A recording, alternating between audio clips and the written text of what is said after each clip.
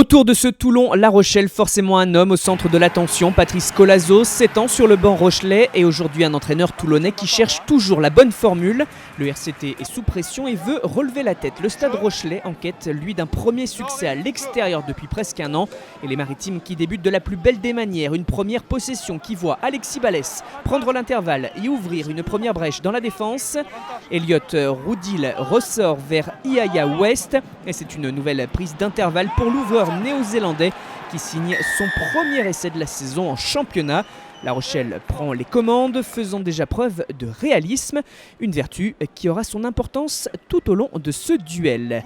Derrière, ce même West passera la transformation, une pénalité juste après la réduction de l'écart par Anthony Bello. Sauf que l'on retrouve ces Rochelais tranchants dans tous les sens du terme, à l'image de Grégory Aldrit. Et surtout en contre, un relais trouvé avec Paul Jordan, puis un ballon qui arrive dans les bras d'un Thomas Jolmes, finalement trop juste pour aller aplatir. Il est repris par Hugo Bonneval, une action significative. Toulon à l'initiative du jeu mais qui se fait souvent prendre en contre. Et le RCT, malgré ce manque de réalisme, parvient à basculer à la pause avec un retard de 4 points grâce à cette pénalité de Bello. Mathieu Bastaro et ses partenaires savent qu'ils vont devoir hausser leur niveau pour éviter une deuxième défaite de la saison à domicile en top 14.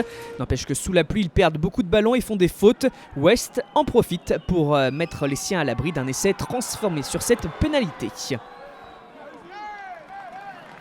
Forcément, l'inefficacité des Toulonnais interpelle, d'autant que les occasions sont là, de l'envie, de la détermination, mais des Rochelais solidaires en défense.